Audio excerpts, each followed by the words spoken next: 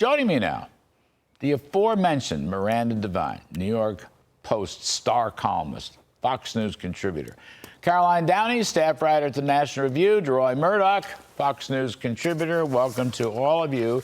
All right, Miranda, thank you for coming. First of all, I know it was very difficult, but it's time to save America. But I think you're right. I mean, they're throwing every name in the book. It's a smear campaign. The interesting thing to me is, having done this now for several weeks, it isn't working. I mean, there's no evidence. Maybe it's hidden, but it doesn't seem to be working. And it seems to me Trump is outwitting them at every turn.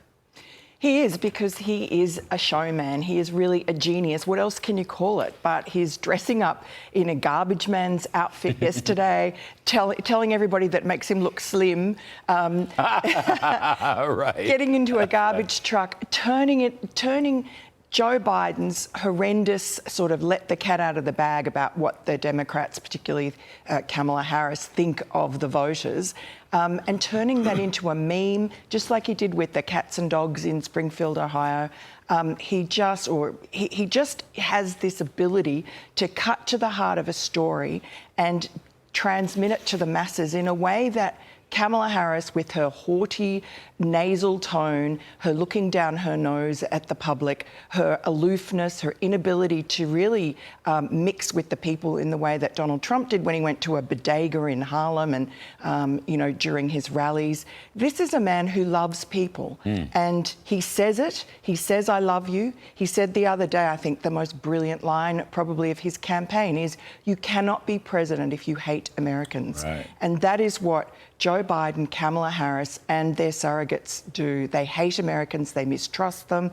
They think they're Nazis. They think they're fascists. They think they're racists and bigots, even if they're black or Latino. Anybody who votes for a fascist like Donald Trump, Kamala Harris has been wishy-washy in everything she says, except at that CNN town hall the other day, where she emphatically twice agreed that Donald Trump is a fascist. Yes.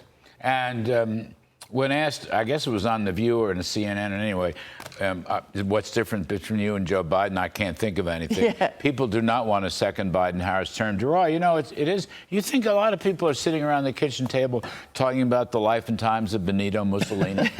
I say that. I know I'm being a wise ass and so forth, but the fact of the matter is, these charges, which bounce off Trump, I mean, for heaven's sake, it's not what people are thinking about. No. They've been through 4 hard years. The economy has gone south on them. World affairs has gone south. The border's come north and has launched a crime. It has nothing to do with what folks are thinking about. And I must tell you, I am astonished at how stupid the Kamala campaign really is. Because, look, Democrats, you know, the Obama crowd beat us twice, okay? I mean, they've got some talent in there. But this is a travesty, and it is so far away from what ordinary folks are talking about. Yeah, completely. And look, the Democrats totally overplay their hand. You know, they could say, here's why we don't think President Trump's proposals will be effective. Either, you know, the tax cuts go too far, or maybe we're not prepared for so much energy. Maybe we need to do something that's not as based on fossil fuels. You can have an intelligent discussion about that. When you just hear Hitler, Hitler, Hitler, and it turns out this guy's having a great time riding around in a garbage truck, and he said we want a new golden age in America at Madison Square Garden. He had Stephen Miller, Steve Witkoff, and Howard Lutnick on the podium, Jewish gentlemen, I believe. They weren't yacked down. They weren't beaten up. They didn't throw them on the street. They were applauded and welcomed by everybody. We had black speakers. We had Vivek, who's a Hindu. And so they scream Hitler, and you see the behavior is nothing like that. Total disconnect. His daughter converted to Judaism. Exactly. His son-in-law, Jared, is a Jewish faith. Jewish grandchildren. There were plenty of Jewish grandchildren. Yes. I don't know if you read any of Mick Mulvaney's column in the New York Post. It was fantastic. Mick is a very old and dear friend of mine. He was a budget director and then the chief of staff during the Trump years. He's the one who pointed out about Jared and Ivanka and how he never heard Trump talk about Hitler. No. And then look, I spanned both of those guys. When I was in the White House, I spanned both John Kelly and Mick Mulvaney. I was in literally hundreds of meetings. I'm just saying I never heard anything about Hitler. I don't know where this comes from. So what they've done is they picked up something that doesn't exist, and they're running with it, Caroline Downey, and no one's buying it. It's almost like no one cares because it's not important to their personal lives. And Larry, you've mentioned in previous segments that it's almost like all economic knowledge of what fascism actually means by definition is not applicable here. National socialism. Right. I thought Kamala Harris was the one who wanted to tax the American people into oblivion. Trump actually wants to reduce regulation and empower small businesses. That doesn't really sound like a nationalized economy to me, which makes the little guy obviously disempowered. But I will say, my colleague at National Review, Jim Garrity, he said that the rehashing of January 6th as the closing argument of this campaign is such a paint-by-numbers strategy, which is really a great point because Kamala Harris lacks creativity in her campaigning, and we see that very clearly right now because Trump is in an apron at McDonald's. He's having the time of his life. He's filled with joy. Yes. Kamala Harris is filled with resentment and bitterness, and they cannot come up with an innovative campaign tactic to save their life. Meanwhile, Trump, he's capitalizing on this garbage gaffe.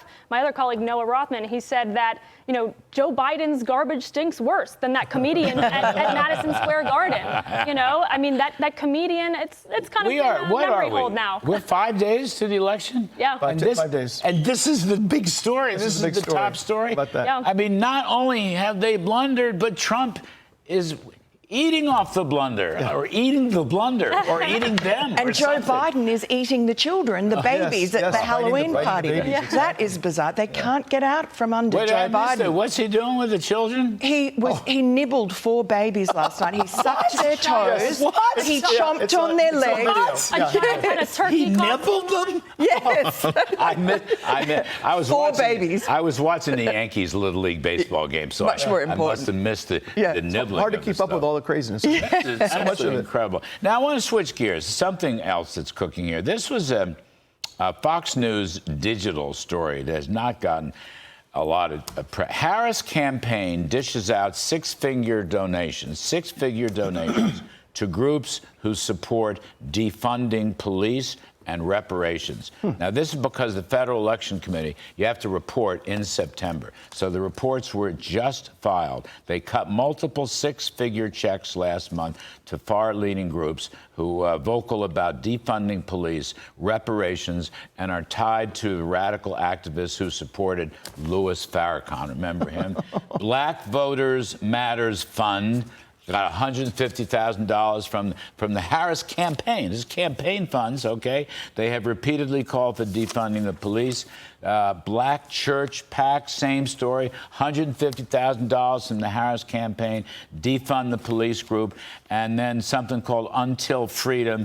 I don't know how much money they got. They're for defunding the police, abolishing the police, and they want reparations. Now, I'm surprised this story hasn't been. This is coming from the Harris campaign. All right, this is the worst of the worst. I mean, she says she's not the same. She doesn't agree with what she said in 2019 and 2020. Then why are they providing? And what are they funds? paying for? And what kind of protests and unrest are they paying for?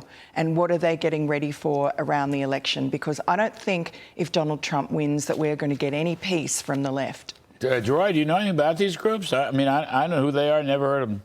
I don't know the groups in particular, but I know that Kamala Harris has tried to portray herself, as she's presented herself as this great neoconservative, as being against defunding the police. She's law and order. She's tougher on crime than Donald J. Trump. And her campaign is funding people who want to defund the police. You mentioned Louis Farrakhan, one of the biggest anti-Semites in the country, if not the biggest anti-Semite in the country, and she's apparently funneling money. This puts the lie to everything she's been saying. Absolutely correct. I mean, I didn't know this. This article, people can get it up on Fox.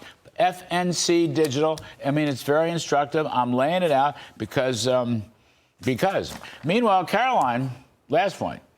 Trump, on a daily basis, in many cities, in many venues, okay, he's talking kitchen table. He's saying, I'm going to cut your gas prices. I'm going to cut your interest rates. I'm going to cut your home prices.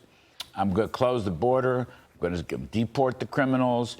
That's what he's doing. He's letting Benito Mussolini lie fallow someplace, wherever Mr. Mussolini is or Mr. Hitler is, and he's talking to people's concerns, Caroline. And it strikes me as smart that Trump is sticking to, like you said, his kitchen table issues while he sends out Tulsi Gabbard, Elon Musk, J.D. Vance to do the peripheral campaigning on maybe it's culture or social issues. So he's on message completely. And I will say, just a final note, Kamala Harris claims to be this forward-thinking candidate, but she really is still obsessed with the past. There are no new messages beside Trump is Hitler, Trump is an existential threat to democracy. These are all very old rhetorical tactics. They've been recycled ad nauseum.